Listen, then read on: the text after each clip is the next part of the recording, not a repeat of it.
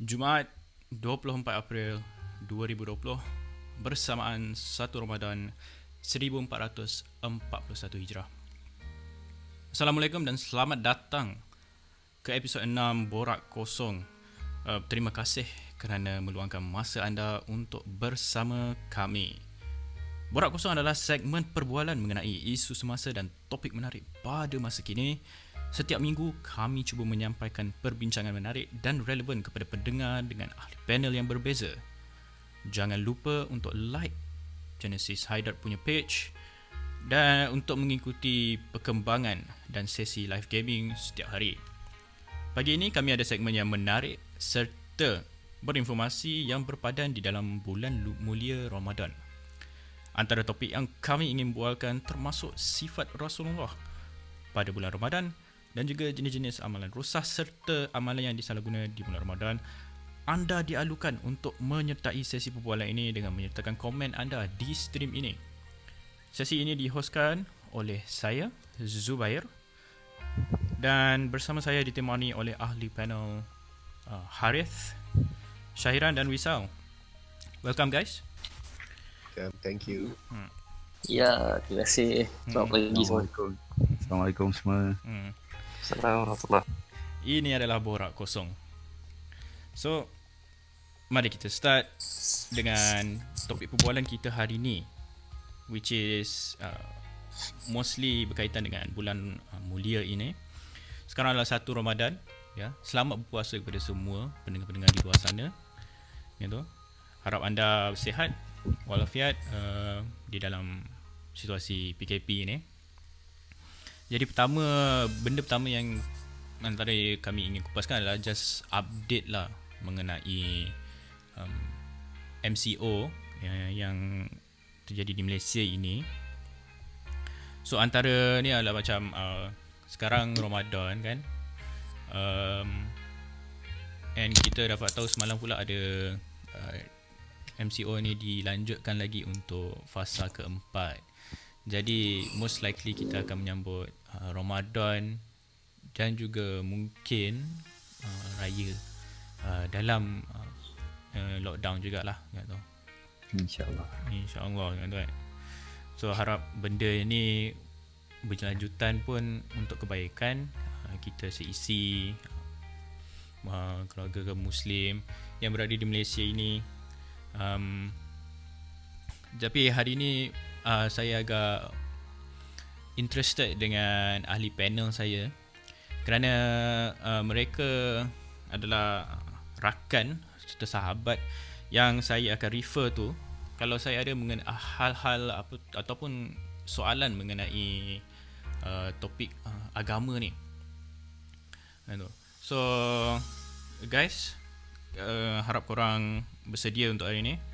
Kita bukan sesi soal jawab, tapi kita sesi diskusi. So macam kalau korang ada fakta ataupun ada berlainan pendapat, tak ada masalah. Kan tu topik hari ni kita try untuk tak sentuh benda-benda yang sensitif. Lagi kita menyentuh kalau hal-hal agama ni memang tak boleh lah, kan. So korang rasa apa pendapat korang tentang Ramadan dalam MCO ni? MCO. Adakah do you feel apa lain ke ataupun just sama je macam Ramadan every year? Okay, bagi aku lah kan. Si Ramadan tahun ni agak berlainan lah. Kalau kita compare dengan Ramadan tahun lepas. Sebab start Ramadan tahun ni yalah kita berada dalam fasa PKP kan, kawalan pergerakan dalam lockdown. So benda pertama yang lain dia, satu adalah kita tak ada bazar Ramadan tahun ni. Macam Ramadan tahun lepas kita ada bazar Ramadan, kita dapat apa, orang dapat menjual macam-macam. Betul kan. Orang pun dapat membeli macam-macam kan. Tapi tahun ni semua tu tak ada. Betul. Tapi Harif kita kena notify kita baru je start puasa ni. So nak cakap pasal makanan ni Baru first day tak? Bukan baru first day, baru sejam. Sejam. Takkan dah lapar. Aduh, macam mana Sahur ni? sahur tak ni? Ini Sahur tak ni? Itulah dia. Itulah agak berlainan Ramadan kali ni. Tapi saya rasa setiap kelainan tu ada uniqueness dia sendiri. Atau dia jadi memori yang kita boleh kenang balik pada nanti kalau kita dah in the future macam kenang balik, oh mungkin ingat balik Ramadan dulu time lockdown macam tu macam mana. And kita boleh reflect balik, mungkin kalau kita rasa susah, ada orang lain lagi susah daripada kita. Itu. Yes, betul tu. Setelah Ramadan ni, tapi yang menariknya Ramadan ni macam usually kita umat Muslim akan spend Ramadan dia banyak masa di masjid lah kan tu kan. Tapi sekarang ni tak dapat lah berbuat begitu. Memandangkan kita semua masjid pun tak dibuka yang tu, tak digalakkan sebab untuk prevent orang daripada berkumpul ramai yang tu. Especially dia jadi lain sikit sebab bagi saya personally, saya terasa sebab especially tarawih kan tu. Dah biasa je kan masjid dekat dengan rumah ni, so macam memang dah selalu spend masa kalau Ramadan je memang tarawih dia memang happening kat sini. So macam so bila dah tak dapat nak tarawih tu dekat masjid tu, rasalah rindu dah. Terkilan kerinduan dia. Time dapat tu kita tak ni, tapi bila hilang tu kita just start macam macam nak appreciate benda tu nikmat sebenarnya. Betul. Tapi itulah Ramadan kali ni MCO. Wisal ada macam mana pendapat anda MCO? Anda lagi-lagi terkurung di Johor Bahru sana. Ya. So, Ramadan ni agak berlainan ke? Bagi saya lah, Ramadan ni dah biasa menyambut puasa berbulan ni sendiri kan. Di universiti, jauh daripada keluarga sebab saya memang tinggal jauh daripada family kan. Jadi tidak heran lah bagi saya ni tidak merasa gaji ni tak dapat balik raya lah nanti. InsyaAllah kalau kita PO ni berjaya, dia pulang, saya memang harap dapat beraya dengan family. Dekat ini memang dapat merasakan lah, memang Ramadan kali ni semua orang di bilik masing-masing, rumah masing-masing, solat sendiri.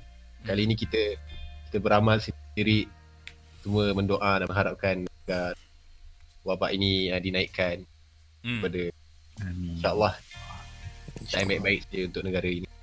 Betul tu. Harap yang baik-baik saja supaya kita dapat go through this together and thrive, you know, and make us a better Muslim at the end. InsyaAllah. Tapi hari ni topik bukan itu saja, kita ada Ramadan episode, kita juga akan mengenai sifat-sifat puasa Nabi Muhammad. Tu banyak sebenarnya kan yang kita boleh kupaskan mengenai ni. Memandangkan Ramadan ni adalah bulan mulia, yang paling mulia ya tu kan, dan juga bulan di mana Al-Quran pertama kali diturunkan. Itu yang paling antara ayat Ramadan, quote Ramadan daripada Tabarani yang saya suka ni adalah di mana they mention the most beloved action to God Almighty, which is Allah, is making another Muslim happy, tu kan, and removing the hardship yang befallen him. It is more beloved to me indeed that I walk with my Muslim brother to see to a need of this than secluding oneself in a mosque for a month. Daripada Tabarani. Itu buat saya terfikir jugalah, macam salah satu sifat Nabi Muhammad yang dia sering buat ketika Ramadan adalah beriktikaf di masjid. Tapi menolong sesama saudara Muslim kita adalah lebih baik daripada beriktikaf di masjid itu selama sebulan. Betul. Di mana sebab Islam ni kita fikir sebagai human, dia punya humanity side dan the community side dia lain tau when you compare to many different religion, you know. Tapi itulah itu saja yang saya the quotes yang saya sukalah sepanjang saya dengar ni, tu kan. So, korang berdasarkan korang punya ilmu, ilmu yang korang pernah baca ke, korang pernah belajar ke sebelum ni, apa antara sifat-sifat Nabi yang kita boleh amalkan ataupun sunnah-sunnah Nabi yang boleh diamalkan ketika bulan Ramadan ni? Okay, saya nak share something lah Boleh. tentang sifat Nabi kan. Macam kita tahu Nabi SAW dalam bulan Ramadan dia paling banyak melakukan amalan tadarus, membaca Al-Quran. Dan kita tahu amalan Nabi Muhammad SAW dia bertadarus dengan Jibril. Jibril akan datang setiap hari. Lutut bertemu lutut akan tasmik bacaan Nabi SAW. Akan menyemaklah bacaan Al-Quran kan. Macam yang dalam Al-Quran yang famous surah Al-Baqarah. Ya a'udzu minasyaitonir rajim. Ya ayyuhalladzina amanu kutiba alaikumusiyam kama kutiba alal ladzina min qablikum la'allakum tattaqun. Kan, wahai orang yang beriman, telah diwajibkan atas kamu berpuasa. Kan, seperti mana telah diwajibkan ke atas orang-orang sebelum kamu. Ayat selepas tu pula ada menyatakan, ayat di bawah tu, ayat 185 mengatakan syahrul ramadan alladzi unzila fihi Quran. So bulan Ramadan ni khas turunnya Al-Quran.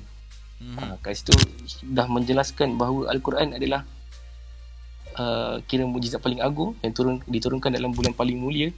Dan itulah Al-Quran lah yang kita kena dekatkan diri kita dengan Al-Quran waktu bulan Ramadan ni. Dapat nampak efek tu kan. Yes. Kat situlah amalan yang paling diangkat lah. Allah angkat amalan tu. Tadarus dalam Ramadan. So kita pun sama-sama lah kita kena ni kan. Lagi-lagi tengah musim PKP ni dekat rumah, kita duduk dengan family. Mungkin ada yang dengan isteri, dengan anak, dengan family kan. Kita bertadarus ramai-ramai lah. InsyaAllah mungkin kita akan dapat khatamkan. Mungkin paling kurang dalam bulan Ramadan ni kita dapat khatamkan sekali kan. 30 juzuk. Tak susah mana pun actually khatam 30 juzuk tu. Oh, tak susah. Kalau orang yang rajin, satu hari boleh habiskan 1 juzuk. Kalau kita cakap satu hari 1 juzuk macam banyak kan. So kita bahagikan, kita ada 5 waktu solat, 1 juzuk dalam 20 lebih kan. Ada 8 ain. Kalau kita tengok dalam Al-Quran tu ada tanda-tanda tu kan. Ada 8 ain. So setiap solat lepas subuh kita mungkin boleh baca 2 ain. Setiap lepas zuhur 2 ain, lepas asar 2 ain, maghrib 2 ain, isyak 2 ain. Dah lebih dah. Lebih 1 juzuk dah satu hari. Tapi kita boleh macam feeling dia pun lain lah. Saya rasa macam bila Ramadan, bila kita bertadarus Al-Quran ni, dia punya feeling baca tu kan rasa lain. Macam tenang. Kita punya bacaan tu saya rasa tak rushing macam tu kan. Saya macam enjoyable, macam very enjoyable. Untuk membaca. Mungkin cairan ada apa-apa. Ya. Sebenarnya macam bertadarus. Bagi saya, jujur saya ni bukanlah orang yang alim, ulama, banyak tahu, banyak mengaji. Tapi bagi saya MCO ni makna something lah untuk saya. Banyak benda yang menyedarkan diri saya sendiri je. Banyak yang menyedarkan. Betul. Sebab puasa ni apa dia panggil, kita di arahan dia panggil apa, arahan wahyu turun puasa apa, macam mana sebut, wahyu puasa ni bukan wahyu, diwahyukan lah. Diwahyukan.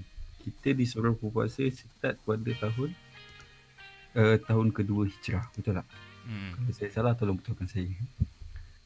Tapi Nabi Muhammad SAW sempat berpuasa berapa kali? 9 kali. 9 kali je? Yes, 9 kali. Melalui Ramadan. Yes, sempat melalui Ramadan 9 kali. Tapi kita ni yang dah hidup sejak dah berapa tahun dah. Kita hidup ni dah berapa kali Ramadan dah. Tapi berapa banyak yang kita amalkan sebaik-baiknya. Berapa kali Ramadan tu yang kita dapat khatam Quran. Berapa kali Ramadan tu kita sentuh Al-Quran. Berapa kali Ramadan kita dapat buat tarawih 20 rakaat. Jujur saya biasanya saya buat 8 je. Tapi Alhamdulillah, mungkin sebab MCO ni ada masa ke, saya tak tahu lah. Sebenarnya kita ada je masa tu, kita je yang tak cari. Bila kita realise balik sebenarnya masa tu ada je, cuma kita tak pernah truly acknowledge keadaan masa tu kat situ kan. Macam you ada je time untuk mengaji, you ada time untuk berbuat ibadah ni sebenarnya sepanjang hari, walaupun bukan MCO pun kan tu. Tapi kalau harap-harap MCO ni dia punya salah satu pengajaran dia adalah kita untuk time management lagi, betul lah. Lagi-lagi kalau ibadah ni, beribadah ni kita boleh buat di mana-mana sahaja. Bukan setakat bila anda terkurung di rumah sahaja anda boleh ni, tak kan tu. Kita boleh buat ibadah, zikir boleh di mana-mana kan tu. Even simple-simple ayat macam Haris kata tadi kan, kita nak khatam Quran tu tak susah pun sebenarnya. Kalau ikutkan dalam Quran ni dia ada dalam 404 muka surat kan. Kalau kita bahagikan dia lebih kurang 604 muka surat tu, kita bahagikan kepada 30, kita dapat berapa lah, kira-kira ada dalam 4 muka surat je satu solat. Kita baca 4 muka surat tu tak banyak pun sebenarnya, tak susah pun. Tapi itulah, kita kan manusia kan, kita ni lemah. Betul. Memang kita tak kuat banyak dugaan yang ada kat dunia ni. Dunia ni, alam ketiga ni memang susah. Tapi alam keempat nanti lagi susah, kita kena tahu. Alam keempat tu lagi susah. Setiap alam yang kita akan lalui selepas ni akan jadi lagi susah. Wallahualam. Semoga kita semua nanti.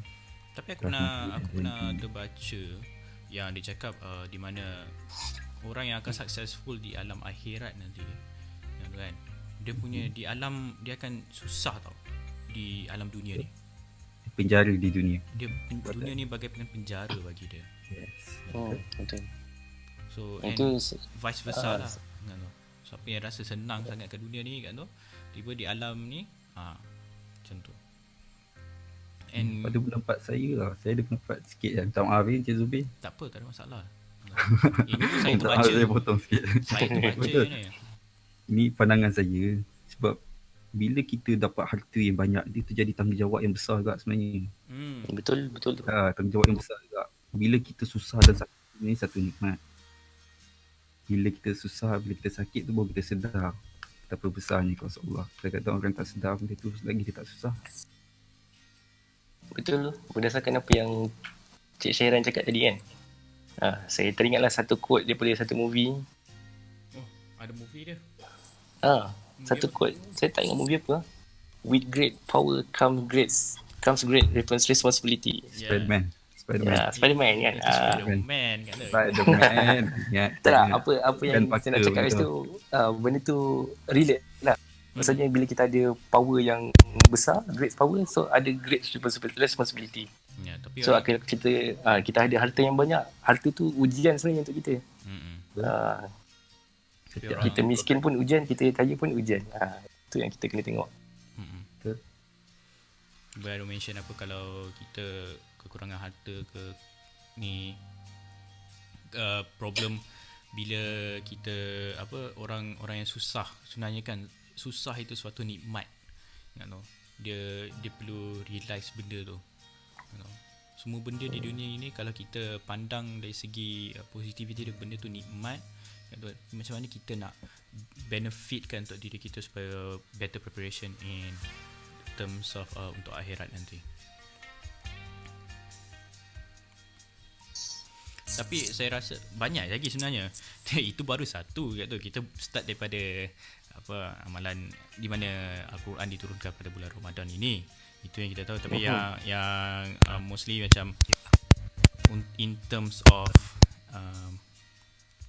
amalan Rasulullah ketika dia di bulan Ramadan ini, sebenarnya sangat banyak lagi kebaikan yang kita boleh ambil, Betul, sangat banyak sebenarnya. Rasanya kalau kita nak kupas tentang amalan Rasulullah sewaktu bulan Ramadan ni, rasanya tak cukup ni kalau sehari kita bincang kan.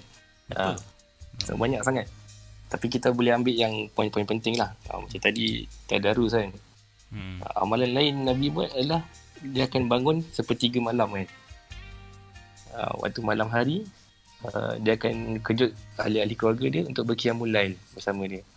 Bersama baginda lah berqiyamul lail. Itu satu lagi amalan yang kita, kalau boleh kita ikut lah. Sebab kita pun sekarang kita akan bangun sahur pagi kan. So harap-harap kita pun ada kekuatan lah untuk at least kita dapat solat 2 rakaat kan. Solat tahajud 2 rakaat. Benda tu pun tak selalu kita buat kan. Betul. Kalau saya tak selalu saya buat. So dalam Ramadan lah kita nak praktis benda tu untuk jadikan diri kita biasa. Saya ada persoalan sikit lah untuk Encik Wisal. Boleh tak Encik Wisal? Encik Wisal ada tak? Hello? Hello. Dengar tak? Dengar tak? Ah, Sikit lah. Cik Wisal. Macam mana kalau macam contoh kita dah solat, kita dah solat tarawih 8 rakaat first dengan family kita, and then kita solat witir sekali, and then kita bangun untuk solat tahajud. Itu kira macam mana Cik Wisal? Nanti bukan witir tu adalah solat penutup kan dia kata kan. Hello, dengar tak? Dengar. Boleh Okey. So itu kira tahajud jugalah. Bila kita bangun tu qiyamul lail, bila kita dah tarawih bersama berjamaah. Lepas tu kita buat witir. Lepas tu kita kita bangun seperti malam sebelum sahur, kita teruskan dengan solat sunat tatawwu ataupun mutlak yang biasalah. Qiyamul lail yang biasalah, tahajud kan. Ia dikira juga. Ia dikira sebagai amal bangun qiyamul lail lah. Ada pahalanya, cuma jangan repeat witir. Witir hanya sekali. Sekiranya nak buat pada bersama keluarga waktu tarawih, jangan dibuat ulang sekali lagi. Kira kalau lepas dah buat tu, kalau bangun tu tak payah buat dah lah lepas tu. Tak payah. Tapi solat sunat mutlak tu boleh. Memang sepatutnya kita memperbanyakkan solat sunat mutlak ni. Let's say when kita dah bangun sahur, azan ada lagi setengah jam, kita dah makan semua, dah siap sedia, kita boleh teruskan dengan solat atau baca Quran sebelum azan, sebelum masuk waktu untuk sunat fajar. Atau solat sunat fajar sebelum itu kan. Tapi memang perbanyakkanlah itu. Itulah salah satu contoh yang diteladankan daripada Nabi kepada sahabat dan kepada kita lah. InsyaAllah kalau kita dapat membuat perkara ini, dapat merasa kemanisan mengikuti sunnah Rasulullah SAW tu sangat manis sebenarnya. And kalau apa lagi jenis sunnah Rasulullah di bulan Ramadan ni? Antaranya adalah melambatkan sahur. Ini yang ramai yang susah sebenarnya. Sebab apa? Kita selalu makan berat waktu malam. Saya perasan memang ramai pada rakyat kita lah yang memang akan sahur lewat awal. Tengah malam kan, macam pukul 12 macam tu makan 12 malam. Sahur, ada sahur pukul 2. Tidur bangun sudah subuh. Subuh dah masuk waktu subuh dah, azan. Ini satu perkara yang cuba kita elakkan lah. Cuba kita tidur awal, and then kita bangun sahur, kita lewatkan lagi elok. Lagi menepati sunnah, lagi lewat lagi bagus sebenarnya. Itu memang sunnah. Kalau ikut sunnah pun memang sebelum masuk subuh tu kan.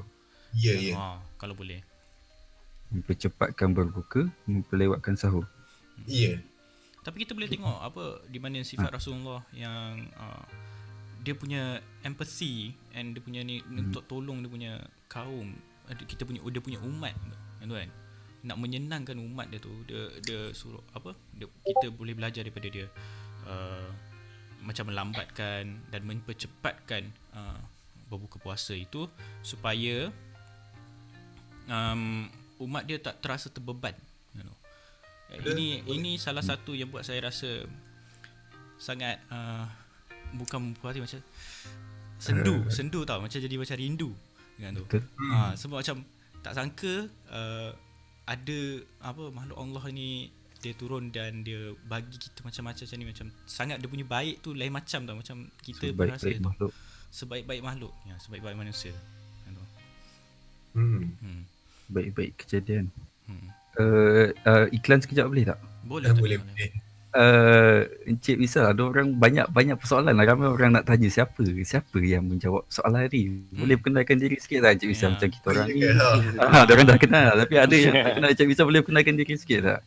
Diorang ni curious ya. Wisal bin Jaudat Yusuf Asus Al-Mazainah. Memang saya sebenarnya keturunan Arab Syam lah. Masya Allah, Syria. Tidaklah Syria tapi West Bank. Lain dah. Palestinian flat. Lahir di KL, membesar di sini. Mak pun orang Melayu. Adalah pengajian agama saya ni baru bermula sebenarnya. Tapi bersama dengan para asatizah daripada manhaj daripada UITO, satu platform yang diorang ada satu platform di social media untuk mendekatikan Quran dan sunnah kepada orang-orang yang di rumah yang tidak ada masa masjid, yang sibuk dengan keluarga. So saya banyak mengambil ilmu daripada mereka mengikuti kuliah online dan juga mengikuti mudir Madrasah Tafsir Sunnah di Kampung Melayu Subang. Ada seorang Ustaz Haji Rosman dalam pengajian tafsir Quran baru bermula. Bila baru bermula tu tak sampai 2 bulan COVID Baru sampai. lagi. Sekat lah pengajian dia. Ada iktibar di situ.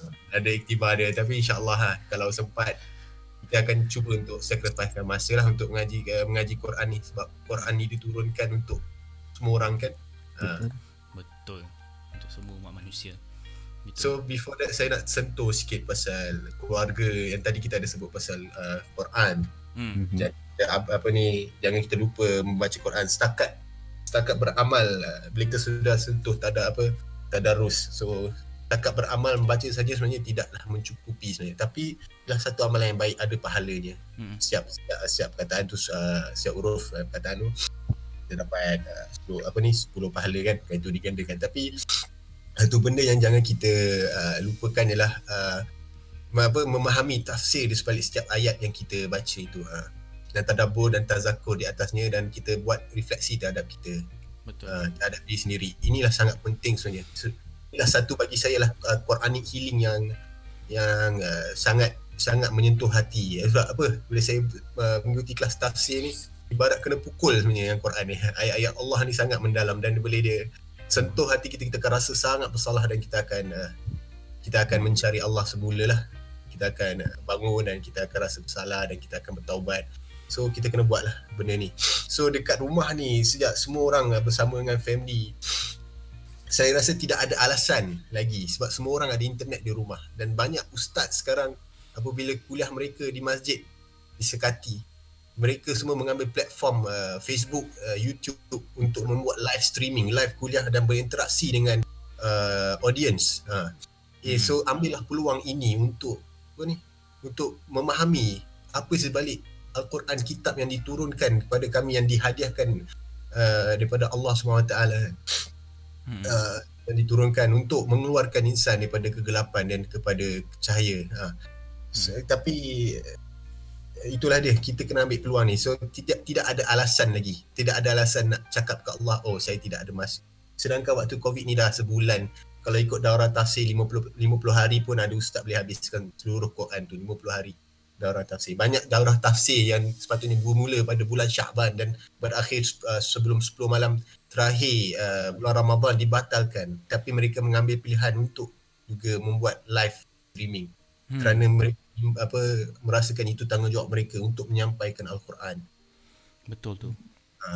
So tidak ada alasan lagi lah untuk audiens yang di sana. Satu lagi saya nak sentuh is that dalam surah Az-Zukhruf ayat 36, dia sebenarnya daripada 34 ke 40 lah dia punya tema tu, surah daripada 34 ke 40, dan 36 tu ayat tu mention siapa, biasanya saya akan sebut tema, saya tak akan tafsirkan benda tu sebab saya tak sampai ayat tu, cuma saya dapat baca. Sebab kita nak mengaji ni kita kena tanya guru-guru akan explain, tapi apa yang guru saya explain secara ringkas, siapa yang tidak membelajar tafsir Quran, tidak memahaminya, Allah akan hadiahkan dia jin qarin sebenarnya.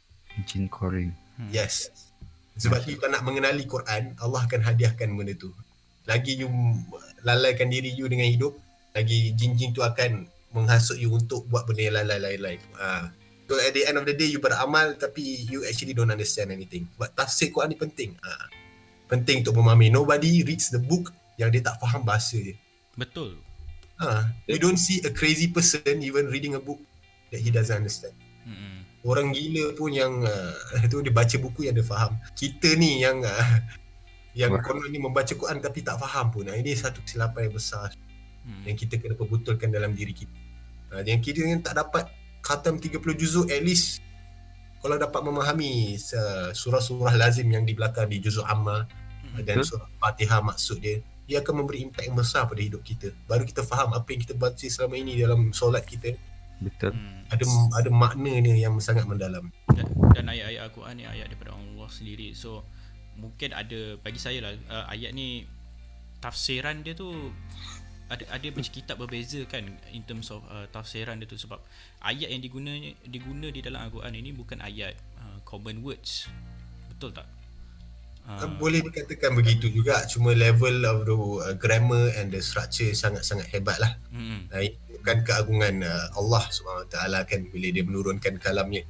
Tetapi tafsir-tafsir Quran ni sudah ditafsirkan daripada ulama tafsir kita, especially orang Malaysia ni sangat gemar dengan tafsir Ibn Kathir, seorang ulama yang bermazhab Syafi'i, yang di mana di kitab tafsirnya menjadi rujukan utama yang sangat sesuai untuk orang awam sebenarnya untuk baca, sebab dia tidaklah membincangkan perkara-perkara secara di dalam secara detail untuk scholars punya level of understanding, tapi cukuplah untuk buat rujukan dan atau mengikuti kuliah. So walaupun ada banyak, kita selalunya yang sesuai untuk orang awam dan seperti kita ni untuk ialah mengambil tafsir Quran bil ma'thur.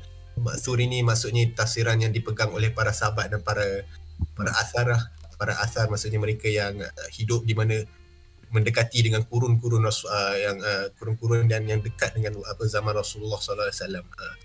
So kebanyakannya tafsir Quran ni basically kita boleh bermula dengan tafsir Quran bil Quran. Maksudnya ayat Quran di surah lain tu kadang dia berkait dengan ayat di dalam surah lain tu. Dia ada dia punya correction. Jadi kalau nak mendapat that feel, that nikmat, that keseronokan belajar Quran ni, you have to study like that. Rupanya kat surah ni ada ni, kat surah ni ada ni. And then you understand dia punya what is Allah trying to say sebenarnya. That's how ulama studied first. And then baru you go one level down by hadis. Selalunya ustaz-ustaz tafsir ni dia pandailah kupas, sebab dia ada rujukan dia. Dia buat sikit-sikit lah, macam do at your own pace. Yes, do at your own pace. You cannot understand terus fully macam tu, tak boleh kan. Yang penting istiqomah. But normally Quran is already meant for everybody actually. Tak kisah umur, tak kisah IQ. Makcik cleaner ke, budak sekolah ke, kalau kita ceritakan Quran pada dia, insya-Allah dia boleh faham. Betul. Salah satu dia macam bila kita cerita di mana bila di bulan Ramadan pula, Nabi Muhammad sallallahu alaihi wasallam dia akan travel tu kan. Dia salah satu yang dia ni saya baca dia akan either fast ataupun break dia punya ini puasa kan tu. Betul. Dia dalam satu kan. And dia allowed dia punya companion untuk choose between the two according to diorang punya ability lah. Tapi ini boleh dikategorikan dalam rusah, kemudahan yang diberi. Tapi saya nak faham sikit, rusah ni sebenarnya kemudahan dia banyak jenis kan. So yang saya tahulah kan, rusah ni adalah satu keringanan yang diberi untuk dalam amalan ibadat. Sebagai contoh, macam kita dalam ibadat solat, kalau kita dalam keadaan musafir kan, lebih 2 marah. Rusah yang kita dapat adalah kita boleh menjamakkan atau menjamak solat kan. Itu rusah yang kita dapat lah. Tapi dalam bab puasa, sama juga lah apa yang berlaku kan, yang dibaca bila dalam keadaan bermusafir yang jauh kan, jika orang tu tak mampu nak berpuasa ketika bermusafir. Sebagai contoh, kita fly pergi ke Europe ke mana kan, yang waktu berbeza kan. So tapi pastikan waktu tu dalam waktu kita bermusafir lah. So ada rusah dah, ada keringanan kat situ untuk kita berbuka. Ini adakah macam dikategorikan macam orang panggil yang rusah khilaful aula kan tu, macam dia lebih baik tidak dilakukan kalau lagi kalau mampu kan, begitu kan? Yang tu sekiranya mampu tak perlulah. Jadi itu berlaku sekiranya tidak mampu lah. Tapi dia bukan dalam erti amalan beribadah saja, macam rusah wajib seperti yang mengakibatkan kemudaratan atau bahaya bagi seorang tu, macam makan bangkai misalnya haram kan. Tapi kalau dah tidak ada makanan lain, sedangkan jika tu makan bangkai tu untuk hidup jadi wajib, so dikira itu rusah wajib lah untuk survival punya instingnya. dia perkara ini memang ada sedikit mungkin ada sedikit perbezaan pendapat, tapi kalau macam apa yang saya belajar daripada ustaz-ustaz saya sunnah saya, mereka akan galakkan sangat untuk berbuka puasa lah, especially jika anda seorang musafir, untuk mengambil that rukhsah adalah satu sunnah bagi mereka. Dia kena Tapi ada juga ulama yang mendekankan sekiranya mampu maka jangan berbuka. Itu adalah mungkin ada berbeza pandangan, tapi semua orang atas diri masing-masing, yang mana yang dia yakin dia boleh ambil. Tidaklah menjadi sangat satu keberatan lah untuk memaksa atau apa ni, menggazetkan satu saja ke atas semua orang. Betul. Tapi apa lagi sifat-sifat Rasulullah yang kita boleh amalkan di dalam bulan Ramadan selain bertilawah, selain berbuka time waktu masuk ataupun melambatkan sahur tu, salah satunya adalah mungkin tarawih. Itu juga Rasulullah buat pada bulan Ramadan kan? Ada juga. Ya. Soalan nak tanya sikit, boleh tak? Teruskan. Okey. Tadi kita sembang pasal sahur kan, melewatkan sahur. Okey, saya nak tanya sikit.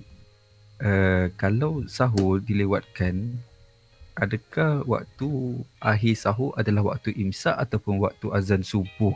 Sewaktu orang dah azan tu baru tak boleh makan, ataupun waktu imsak tu dah stop makan? Boleh jelaskan sikit tak? Saya kurang jelas lah bab ni. Untuk imsak ni ialah waktu menahan diri sebenarnya. Ada ulama meletakkan time dia punya boundary waktunya supaya tak terlajak makan ataupun sampai terlepas waktu subuh. Tapi tidaklah menjadi masalah sekiranya kita makan pada waktu imsak tu. Cuma kalau kita sendiri yang jenis yang ni menahan diri, eloklah kalau dia makan mungkin 15 minit sebelum imsak, itu pun dah cukup baik dah sebenarnya kan. Tidaklah makan lama-lama. So kita makan kurma dan makanlah nasi ke roti dan kita minum air. Itu pun dah kira kira melewatkan jugalah. So, lepas tu kita ada baki masa tu, kita bolehlah buat solat sunat mutlak 2 rakaat dalam masa 2-3 minit dah boleh dapat complete satu solat sunat. Tambah lagi sehinggalah waktu azan. Tidaklah menjadi masalah sebenarnya. Kalau nak lewatkan sebelum azan pun ada orang yang berpegangan tiada waktu imsak yang digazetkan, yang diletakkan oleh ulama, itu pun dia boleh buat begitu juga, tidak ada masalah sebenarnya. Saya nak tambah sikit lah kan tadi. Boleh. Waktu imsak tu sebenarnya ada satu hadis yang saya pernah dengar lah, pernah baca, pernah dengar. Sebenarnya Nabi berhenti bersahur, berhenti makan sekira-kira 50 ayat, bacaan 50 ayat sebelum waktu subuh. So kiraan 50 ayat tu sebelum waktu subuh, itulah yang ulama meletakkan satu waktu adalah waktu imsak. 50 ayat tu adalah waktu imsak lah. Itu adalah salah satu mekanisme yang dibuat lah, supaya orang berjaga-jaga supaya tidak terlepas sehingga ke waktu subuh lah. Macam inilah dikira, sebab dulu kira jam tak ada ke, boleh ke dikira macam tu.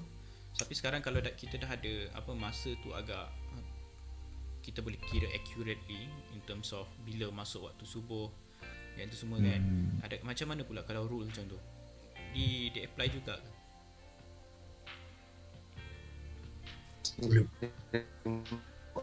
Menjadikan kita mudah sebenarnya. Kita dah ada kiraan masa kan. Sebenarnya benda tu jadikan kita mudah lah. Tapi masih dia punya ni stop, masih berkaitan dengan masih bersandarkan apa yang dilakukan Nabi SAW lah. Okay.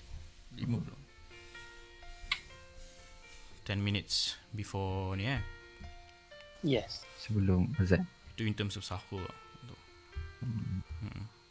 Okey. Berbalik kepada persoalan. Apa lagi amalan-amalan sunnah yang Nabi buat? Terawih. Ni terawih ni. Ini yang paling, sebab sekarang semua orang kat rumah kan. So dah sasah orang semua terawih pun terawih among themselves. ataupun tarawih dengan family gitu kan. Tapi apa amalan yang betul ke macam recommend, macam saya ada baca yang ni yang cakap untuk tarawih, untuk recommended surah semua tu, ada ke dia punya basis in terms of surah-surah tu untuk baca macam setiap dikira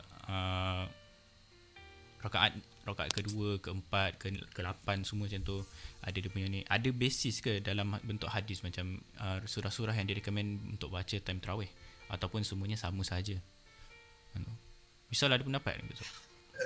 Saya tidak ada pendapat lah, tapi saya ada pegangan sunnahnya ialah tidak ada restriction ataupun guideline yang diletakkan sebegitu. Sepatutnya yang meletakkan itu adalah para ulama untuk memudahkan orang dalam beramal. Tapi sebenarnya kita lebih memilih bacalah apa yang orang itu tahu sebenarnya kan, bacalah apa yang mudah yang dia boleh baginya. Kita tidaklah membebankan orang. Sekiranya dia pandai 3 kul saja, tidak mampu nak menghafal surah lain, rotate lah 3 kul tu sebanyak mungkin dan banyak solat yang dia boleh mendirikan lah. Tapi sekiranya ada kemampuan untuk membaca Quran seluruhnya pun boleh juga, tidak menjadi masalah. Tapi sekiranya ada orang yang nak mengikuti surah-surah tertentu setiap solat rakaat dan sebagainya, terpulang pada diri dia. Sekiranya nak menjadikan praktis dan untuk mengingati surah-surah yang dia telah hafal untuk murajaah sekalipun, tidak ada masalah. Tapi yang betulnya ialah tidak adalah guideline seperti itu. Bacalah apa yang mudah daripada Quran sebenarnya. Betul. Tapi saya bagi pendapat saya lah, saya lagi suka, bukan pendapat saya lah, kalau saya solat saya lagi suka baca surah-surah yang saya faham, insyaAllah, supaya saya boleh menghadirkan diri saya ke dalam solat, insyaAllah. Tapi terpulang pada individu masing-masing nak baca surah apa tu, terpulang. Sebab kita amal ibadah ni banyak mana pun kita tak tahu orang tu alim ulama ke, Allah je yang tahu diterima ke tak diterima. Wallahu a'lam. Kita doakan semoga amal ibadah kita diterima, insyaAllah. InsyaAllah.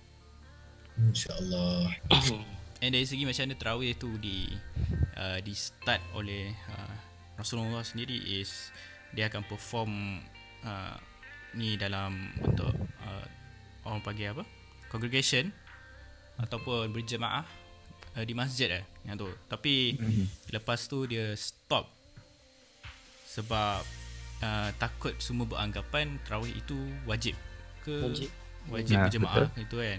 And start solat tarawih itu dia stop, dia solat kat rumah kan tu kan. Macam kita dapat tengok salah satu sifat Rasulullah di mana dia fikir pasal umat dia. Dia fikir lagi pasal umat dia kat situ. Rasulullah risau sebenarnya akan diwajibkan solat malam nanti. Maka dia memberhentikanlah solat tarawih yang melakukan jamaah di Masjid Nabawi. Dia mengamalkan untuk beberapa malam. Saya tidak pasti lematan hadisnya bagaimana, saya tidak berapa ingat sebab ini kuliah yang saya hadiri itulah kuliah tazkirah so tidak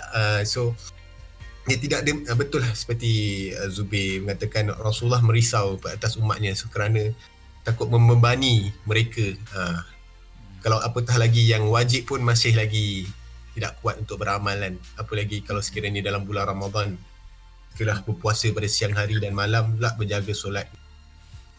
Ini akan lagi mengganggu lagi sebenarnya kehidupan seharian orang lagi-lagi di mana zaman moden ini kan. Tapi tidak masalah apabila dihidupkan semula solat tarawih ni oleh Umar Khattab radhiyallahu anhu, dia menjadi satu bid'ah hasanah, iaitu di mana Umar Khattab nikmatu hadzal bid'ah, satu nikmat dapat melihat Islam berkumpul dan di bawah satu imam ramai-ramai melakukan solat malam sebab ada contoh ni pada Rasulullah tetapi tidak diteruskan sepanjang bulan puasa, tetapi dihidupkan semula. So ini merupakan salah satu sunnah Khulafa' Rashidin di mana menjadi pegangan kepada ahli sunnah wal jamaah jugalah di serata dunia.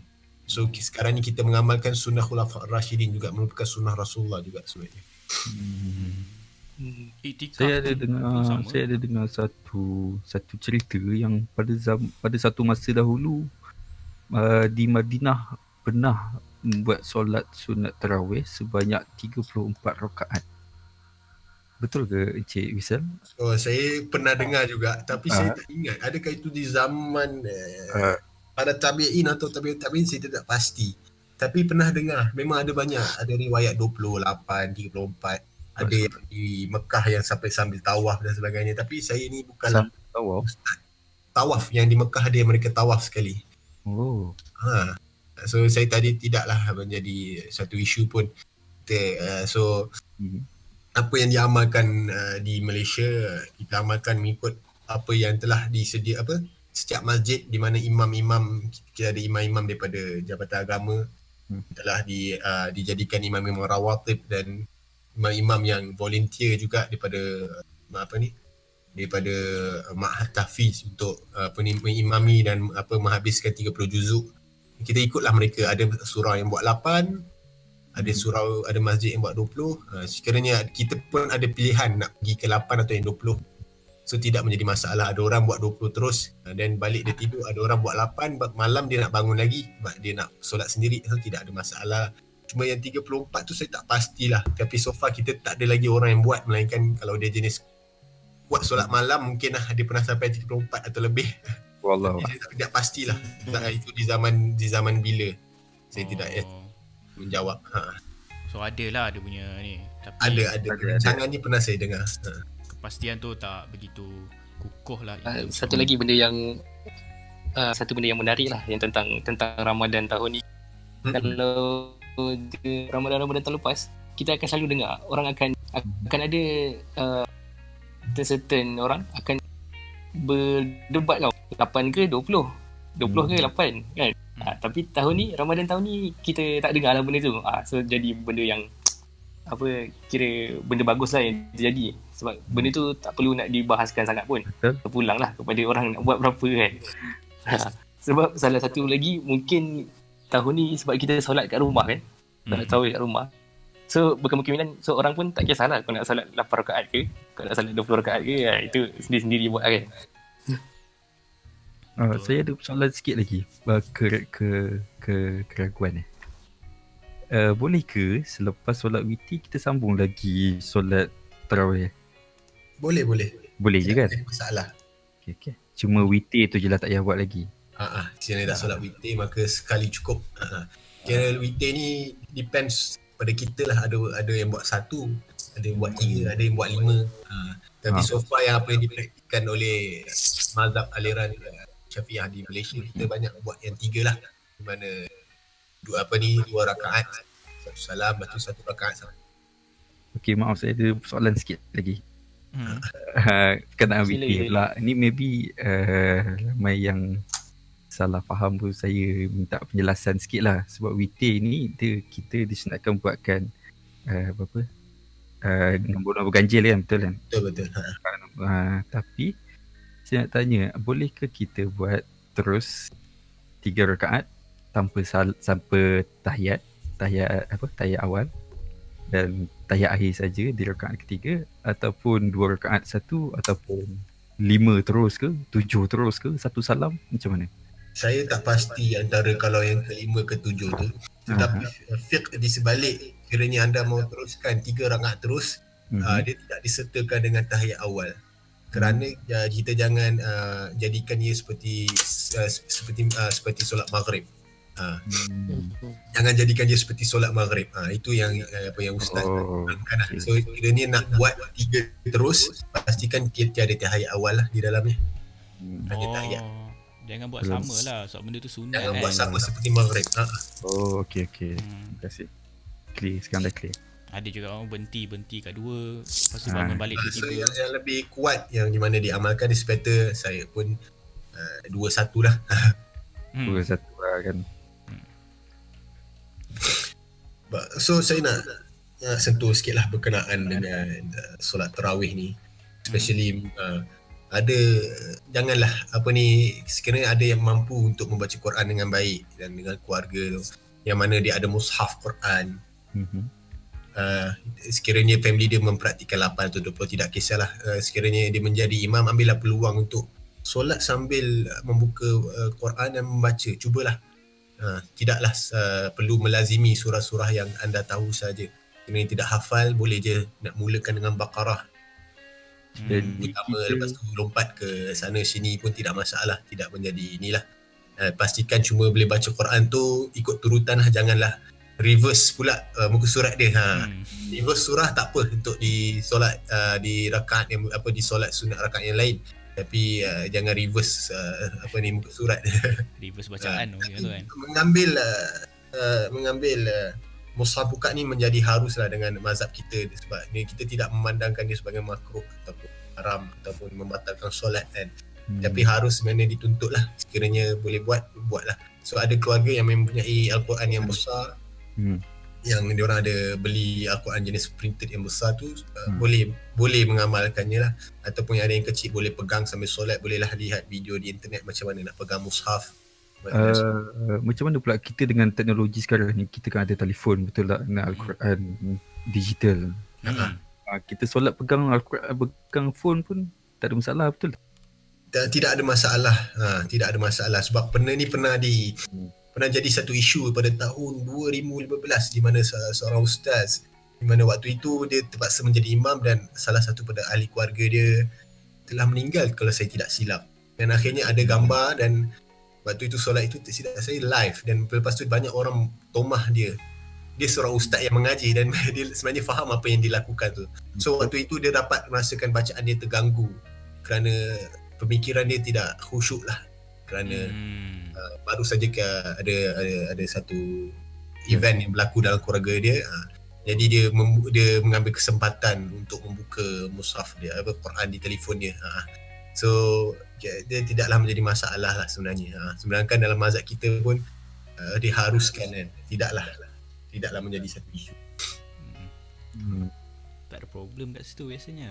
Tidak ada problem. Cuma jangan buka message baca sudah. So jangan. Tiba-tiba ada benda lain. Shine buat Instagram dulu kan. tip dulu lah. Tengok lu, tweet lu Kan. macam tu. Pastikan Jangan duk post kat FB dulu tengah solat tarawih. Hashtag Alhamdulillah jadi imam. Masya. Hashtag Jangan. ke-8. Hashtag Saya nak ambil kesempatan kat sini sebab kita tengah bincang pasal Al-Quran, baca Al-Quran kan. Kadang ada certain orang dia rasa berat nak baca Al-Quran sebab apa tahu? Sebab dia mungkin ada orang yang mungkin dia dah meningkat dewasa, baru mula nak berjinak-jinak dengan Al-Quran. Baru nak membaca berjinak-jinak dengan Al-Quran. So bacaan dia pun tergagap-gagap, sangkut-sangkut. So benda tu sebenarnya jangan jadikan benda tu alasan lah. Sebab waktu Ramadan lah sebagai satu, patut kita jadikan sebagai pelonjak lah untuk kita belajar baca Al-Quran. Dan sebabkan apa tahu, sebab ada satu riwayat hadis yang mafhum dia lebih kurang, orang yang membaca Al-Quran dengan tersekat-sekat, Allah bagi 2 ganjaran kepada dia. Satu ganjaran sebabkan dia baca Al-Quran, dan satu lagi sebabkan susah payah dia nak baca Al-Quran. So jangan jadikan benda tu sebagai alasan untuk kita tak nak belajar lah. So benda tu patutnya jadikan apa, semangat lah. Jadikan pemangkin kita untuk lebih belajar baca Al-Quran. Effort tu penting kan. Effort tu penting, yes. InsyaAllah. Biar tak lancar asalkan cuma cuba. Allah tak tanya berapa kali baca, Allah tanya ikhlas tak ikhlas. Kualiti tu yang penting. Yes, betul tu.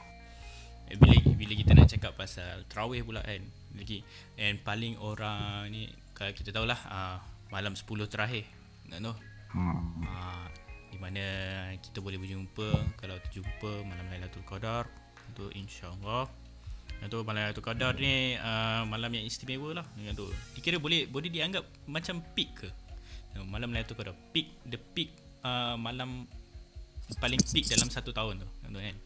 Boleh dianggap macam tu ke, di mana pintu langit semua terbuka? Dia surah benda ni diterangkan di dalam surah Al-Qadar, di mana ayat 1 hingga ayat 2 ni menceritakan kehebatan Al-Quran ada di mana surat daripada ayat 3 ke 5 ni menceritakan kelebihan Lailatul Qadar ni. So bagi saya 10 malam terakhir ni satu di mana di mana Allah sebut kehebatan Quran ni, inna anzalnahu fi lailatul qadr. So Allah menerangkan bahawa sungguhnya kami telah menurunkan Al-Quran pada malam Lailatul Qadar kan. Itu antara kehebatan. So seterusnya Allah juga wa ma adraka ma lailatul qadr, dan apa jalannya engkau dapat mengetahui apa di kebesaran malam Lailatul Qadar. So kat situ Allah suruh kita go for it for that night sebenarnya. So sekiranya anda mengetahui di sebalik Lailatul Qadar, sebab then Allah akan terus terang di sebalik, kalau tahu apa di sebalik Lailatul Qadar ni, ada satu kehebatan di situ sebenarnya. Ada satu ada kelebihan pada malam Lailatul Qadar tu. Tapi ada juga beberapa cakap macam mana, kenapa hanya Allah sahaja yang tahu malam Lailatul Qadar bila. Betul. Kan?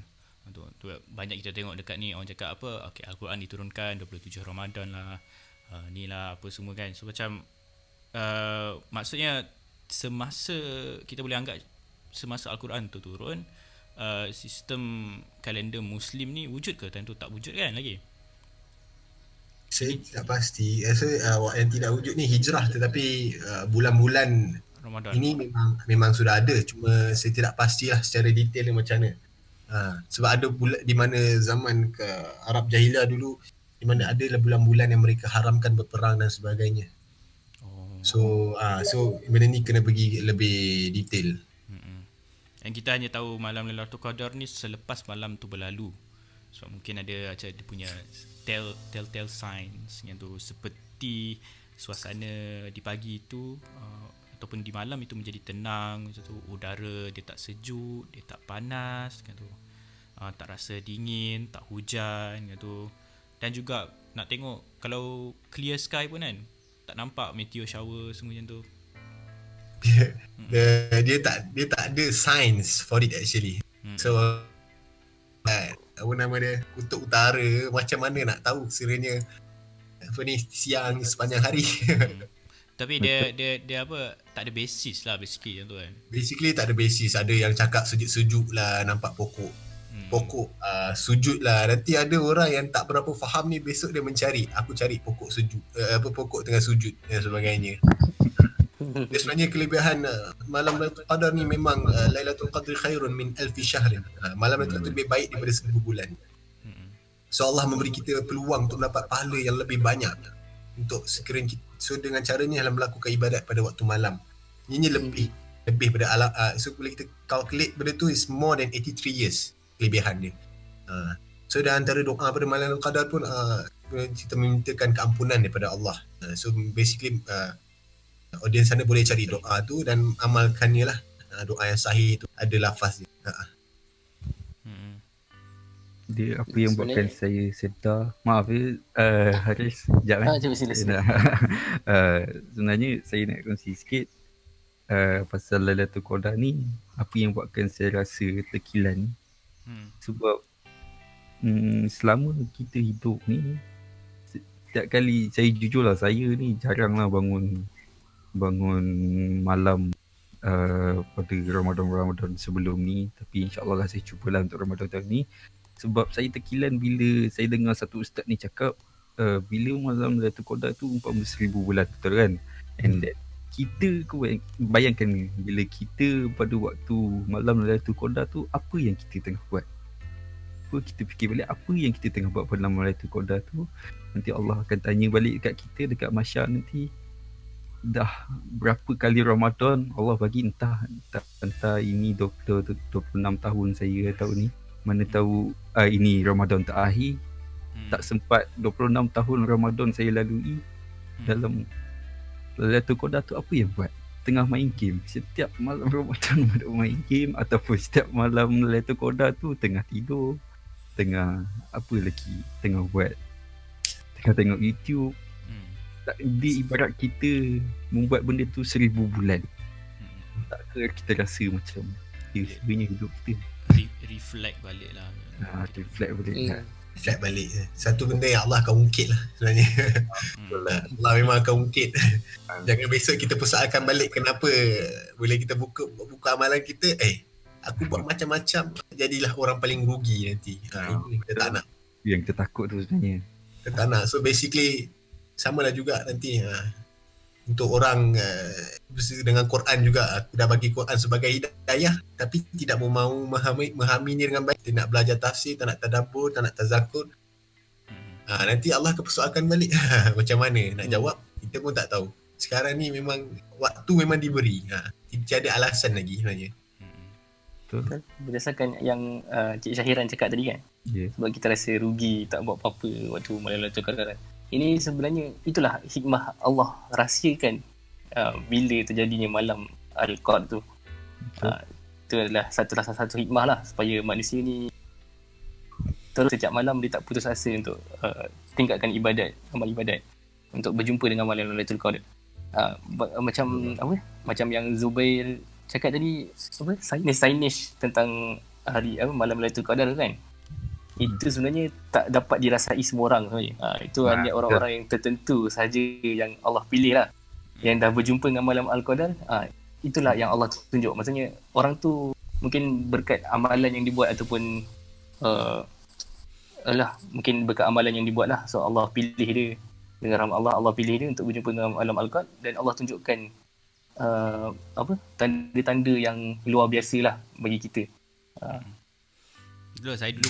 Saya dulu pun pernah mencari tu kan, macam 10 malam terakhir tu. Sama lah kita. Bila sebenarnya macam tu kan. Tapi yang peliknya bila saya mencari 10 malam terakhir tu, saya rasa macam 10 every single day of that 10 malam terakhir tu, saya rasa tenang. Macam mana satu kan? Mana satu ni macam lain macam pula kan tu kan. So at the end of the day, macam benda ni bonus round tau. So kau nak tak nak 10 malam tu, go for it every single night tu. Sebab kau tak tahu, hanya Allah je yang tahu. Betul. Saya ada dengar satu kisah ni.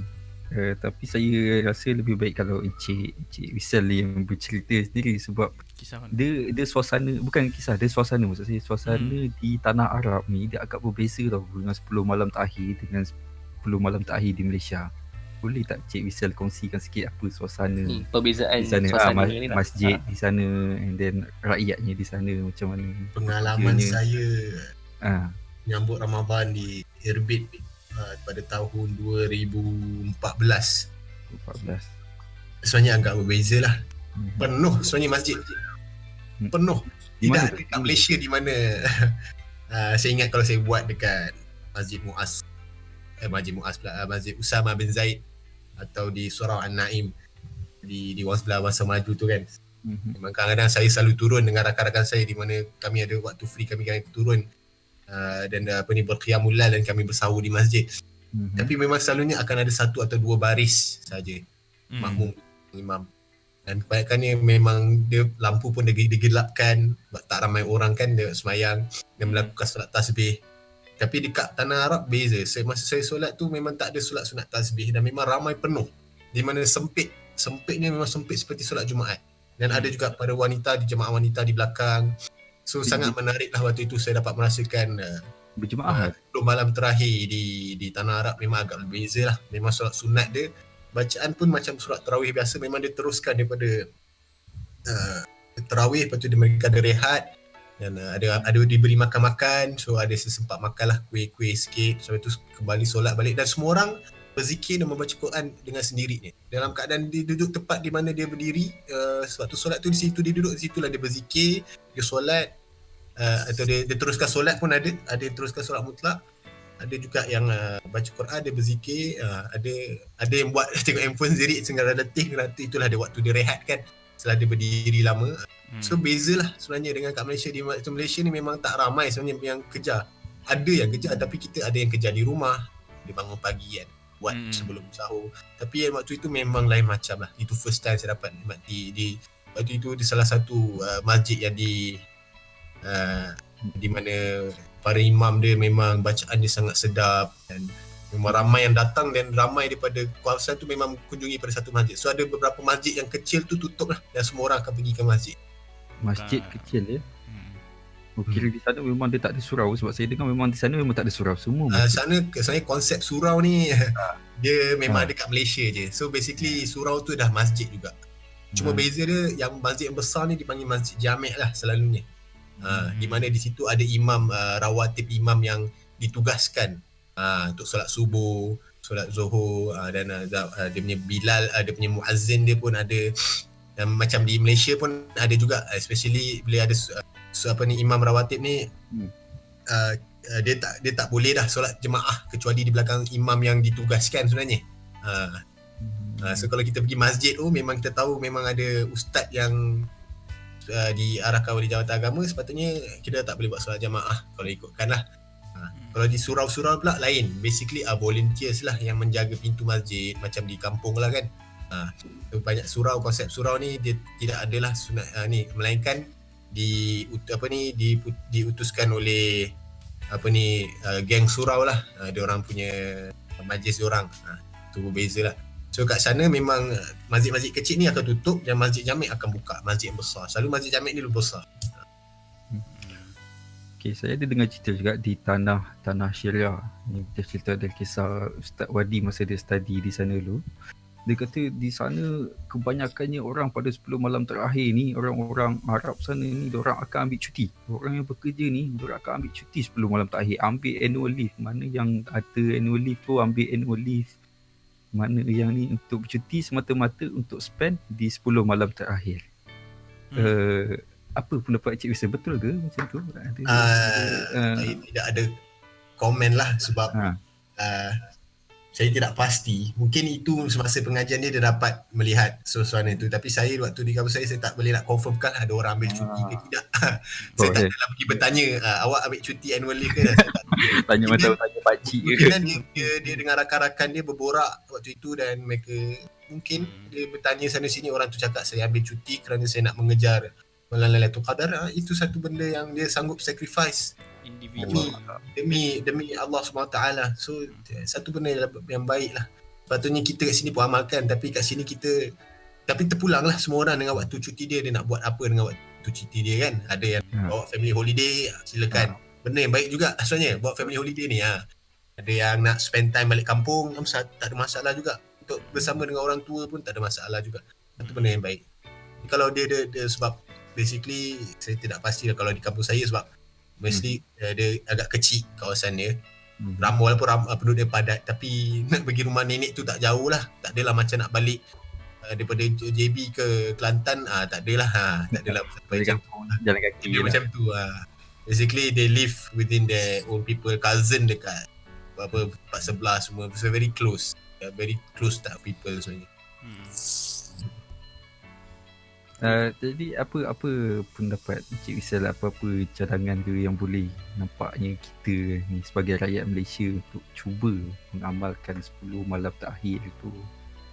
Maybe ada kena-mengena dengan government ke, maybe government perlukan sikit bantuan ke, hulurkan bantuan ke, buka masjid malam-malam, sebab dalam masjid diorang tak bagi tidur dalam masjid. Yang mereka tak bagi iktikaf. Beriktikaf. Jadi apa pendapat? Itu pelik Sebenarnya kita kena taat pada ulul amri sebenarnya. Manakala lagi waktu kes COVID ni, kita sebagai ahli sunnah, kita kena taat pada ulul amri. Apa yang diperintahkan kita kena follow. Kita tak boleh nak memberontak sebenarnya. Tak boleh cakap kenapa awak tutup masjid, kenapa? Sebab menjaga maslahat nyawa ni lebih penting. Apatah lagi di musim COVID. Sekiranya iktikaf boleh buat sendiri dekat rumah. You boleh kejar qiyamul lail di mana-mana saja. If you are stranded in the sea pun, ada papan pintu and you know it's bulan Ramadan, you boleh kejar waktu tu. Tak ada masalah. Tak ada masalah. Even kalau bermusafir di di padang pasir pun boleh juga, tak ada masalah. So sekiranya kita tak dapat merasakan di masjid berjemaah beramai-ramai, dengan family dekat rumah, kejut mereka pun boleh. And then sekarang ni kalau ni pun banyakkan bersedekah juga, memberi pun tidak ada alasan untuk cakap tidak boleh bersedekah, sebab sekarang semua orang ada QR code mereka terpapar. So you boleh buat online sedekah. Tidak ada alasan tidak bersedekah lagi lah. Antara amalan-amalan sunnah juga kan bulan Ramadan. Ya, ada dituntut untuk beramal soleh yang banyak, memang dituntut. Kita nak mengejar pahala puasa, pahala bulan Ramadan ni kan. Bulan sangat penuh dengan barakah. InsyaAllah. Betul tu. And untuk macam hari ni punya, untuk penutup macam bagi penutup topik bagi hari ni, yang tu kan, one of the issues yang Encik Rizal ketengahkan adalah pada the habit of tilawah Al-Quran. Macam tu yang di mana orang, bagaimana Encik yang tilawah Al-Quran itu? Oh, yang saya nak tekankan lah di mana saya teruskan Boleh. Teruskan. Antara practices yang sebenarnya menjadi satu adat dan satu praktis, satu amalan untuk orang Melayu ni, antaranya ialah cara mereka mengkhatamkan 30 juzuk ni tidak secara individu lagi. Walaupun dalam kumpulan tapi dia cara individu ni mereka bahagikan Al-Quran ni. Contohnya saya perasan di kalangan wanita, perempuan dan makcik-makcik memang diorang suka membahagikan bacaan Al-Quran 30 juzuk ni kerana mereka sendiri tidak mampu. Jadi mereka ingin kan pahala khatam Quran ni. Jadi mereka bahagikan, let's say dia ada 6 sahabat makcik-makcik ni, dia pecahkan kepada 5. So dia bacakan 5, awak balik rumah awak baca 5, saya baca 5 yang seterusnya, dan so on, dan awak baca 5 terakhir. Sebenarnya itulah satu teknik yang salah sebenarnya. Satu teknik di mana kalau sekiranya kita nak buat macam tu, kita nak berkumpul, sepatutnya you kena at least buatlah online ke apa, kita kena dengar bacaan orang itu. Dengar dan kita follow apa dia baca, yang kita lihat. Kalau ini kita pakai Quran terjemahan, kita lihat sekali makna dia. Oh, ini maksud dia. Oh, ini bacaan dia. Sekiranya kita tak tahu sebenarnya orang tu buat apa di belakang. Mungkin dia tak baca pun 30 ataupun dia ada miss satu juzuk, dia tidak perasan kan. Satu ni, satu yang diupaskan oleh Ustaz Tuan Hassan Tuan Lah. Saya ada ikuti dia punya bicara dia. Dia menamakan ni satu teknik Bani Israel sebenarnya. Satu memang ni adalah bermudah-mudahan dalam nak beramal, kita nak lepas tu nak pahala yang banyak. Sebenarnya itu satu bid'ah sebenarnya. Sepatutnya kita kena memantau bacaan setiap orang sampai lengkap 30, tidak mengapa. Sebenarnya tidak menjadi alasan tidak memantau tu. So inilah berbaik sebab memang kita orang Bani Israel ni memang dia nak bermudah-mudahan. Apa yang digazetkan, apa yang disyariatkan, apa yang dituntut sunnah pun mereka nak bermudah-mudahan, dia nak buat begitu. Dia nak menyenangkan. So kita boleh elakkanlah perkara ini. Kita cuba untuk praktis Quran sebaik mungkin. Kita mendengar, sebab bila Quran dibaca ni kita kena dengar, bukan kita tidak merespek pada kalam Allah ni, satu benda yang tak baik lah. So bila let's say ada orang dia suka pasang Quran, lepas tu dia sapu. Lepas tu sambil tu dia bercakap semua kan, dia pasang TV, dia pasang Quran. Satu benda yang tak boleh sebenarnya. Sepatutnya bila dia pasang Quran, dia kena stop dengar. So bila saya pun tidak suka juga di mana dalam keadaan suasana yang sangat busy, ada surau-surau dan mana dia orang pasang dalam speaker sangat kuat Quran, dan bila saya dengar, saya nak dengar Quran tu, saya nak kena buat kerja ni, awak pasang sangat kuat. So dia mengganggu pun ada juga. Walaupun niat dia baik, tapi tidaklah sepatutnya dia buat begitu. Salah sebab teknik lah. sibuk dengan masa harian dia. Salah masa, salah teknik. Salah masa, salah teknik. So kita kena betulkan teknik. So nak so sebaliknya saya sarankan kalau nak khatam 30 juzuk, you try your best untuk 30 juzuk. Kalau you dalam family sekarang, you ada 5 adik-beradik, you can practice. Yang saya kata tu, duduk sama-sama dan dengar bacaan dia. Yang dengar dia baca macam tengok dia tak miss apa-apa ke, pantau bacaan dia, dan seterusnya orang lain pula. Then only can you say you khatam bersama. Sebab dia tak boleh you assume membaca ni just mendengar je. You kena betul-betul fully focus kan, in terms of you focus to what the other party reads lah. Fokus dan juga faham. Kalau tak dapat faham pun tidak apalah, sebab nak faham ni it's not our mother tongue to understand Arabic also the tafsir. So so at least kalau kita memantau pun dah memang cukup baik lah.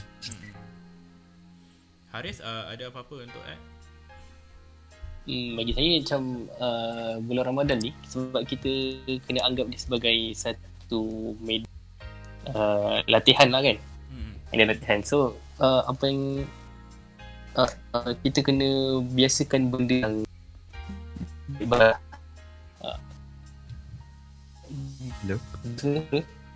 Hello. Maaf, kita ada masalah teknikal situ bersama Haris lah. Jadi itulah banyak jugalah Hello. yang kita boleh belajar daripada sesi perbualan hari ini kan. Tapi saya rasa masa pun dah cukup drag on tu kan. Jika ada apa-apa pertanyaan boleh PM, kita boleh kasih terus kontak pada Wisa supaya anda boleh tanya dia apa-apa pertanyaan mengenai Ramadan ataupun mengenai aktiviti seorang Muslim. Untuk hari ini ada apa-apa kata penutup ke bagi panel-panel untuk pendengar-pendengar di luar sana? Tidak ada. Okay. Jadi kalau begitu terima kasih kerana bersama kami dan juga mendengar dan memahami. Kami harap anda semua dapat belajar satu atau dua benda ke hari ini. Tak kisahlah, asalkan ilmu itu sampai dan diamalkan bagi yang mendengar. Kalau boleh, untuk kalau anda ringan tangan boleh follow dan like page Genesis Hideout untuk bersama kami lagi untuk segmen Borak Kosong pada esok hari pula. Gitu, kita ada topik lain pula di mana kita cuba boost di mana mengenai gejala sosial. Yang tu kan, cuba lari sikit daripada Ramadan sikit yang gini. Kalau itu dan juga jangan lupa untuk share yang tu kalau anda rasa perkara benda yang kami sampaikan ini bermanfaat bagi anda, dan share dengan kawan-kawan ataupun dengan family. Tak ada masalah. Kami cuba sebaik mungkin untuk menyampaikan informasi-informasi yang berguna dan juga relevan pada masa kini. Itu sahaja daripada kami di Borak Kosong. Terima kasih kerana mendengar. Bye.